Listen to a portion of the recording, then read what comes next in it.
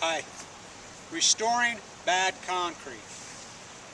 Retaining walls, driveways, sidewalks, any kind of concrete. I would say 70–90% of all bad concrete in this country can be restored. And it's not. It's tore out. Tore out and replaced is extremely expensive, and it's a gigantic pain, and what a mess. Go to my site, stucco-damage.com. I've been a plasterer for 35 years. I have plastered, stuccoed, restored, fresco, Venetian over 10,000 jobs. Personally, I've broken every bone in my body plastering, including my back. Plastering is a passion to me. Plastering and concrete go hand in hand.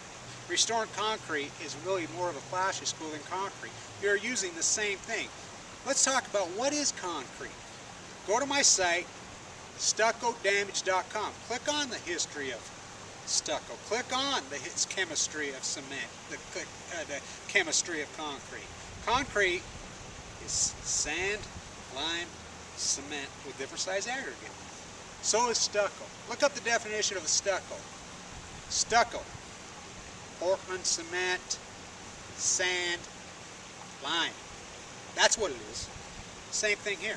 We use those skills in restoring. I can show you how to easily, as a homeowner, for contractor, to show you how to restore your concrete. I don't care how bad it is, how deep, how pocked it is. I can show you how to do it. It's simple. Go to my site, download my short brief packet. So I have a few pages. It will show you step by step how to mix, what to use, and to restore that concrete. You can do it. Small jobs, big jobs. I've restored entire driveways that were pitted down this deep. It can be done. It's just a matter of how much material you use. I will show you how. I will walk you through this thing. Again, restoring bad concrete can be done. It's much more simple than people think. Knowing what to use is the biggest hurdle. You hear so many confusion about people using so-called overlays, epoxy, latex, acrylics. I've seen thousands and thousands done for 30 years. The first company that I used to work for way back when was doing them. I'm like, what the hell? They're junk.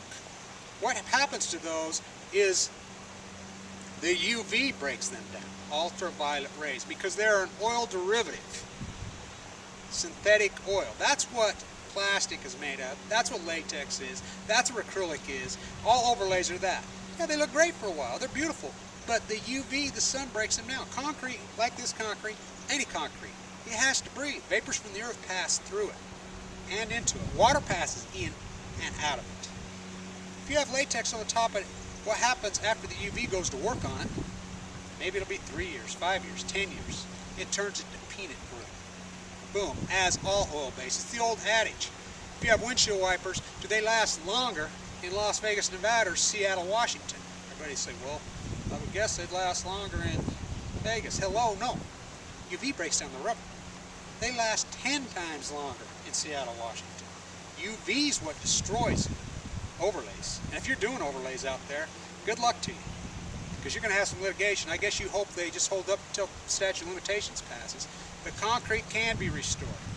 You can do it. Go to my site, stucco-damage.com. And remember one last thing. Always wear your safety glasses. Always wear your gloves. Restoring concrete, I wear 2 pairs. I wear rubber latex and cloth. These materials can be tough. Again, what is concrete? Lime, cement, sand, different things of aggregate. PBS has a documentary out on the restoration repair of the Oregon bridges currently. If you get a chance to watch it, what they're doing up there right now, they're using the zinc process. And I go into that in my restoration sites. They're coating these with zinc and use electricity to draw the imperfections out of the rebar. But there's a big debate on Portland cement versus regular cement. And I go into this in the history of cement. Cement, of course, you know, up until 2,000 years ago, there really wasn't any, as we know it today, cement. Everything was adobe, everything was soft. Brick 10,000 years old. They started throwing some volcanic ash, whether the Greeks or the Romans, they call it the so-called Roman mix. Boom, all of a sudden it's set. Concrete is a very complicated product. It's a lot more complex. It's not just some clay out of the earth. It's heated to 1450 degrees Celsius.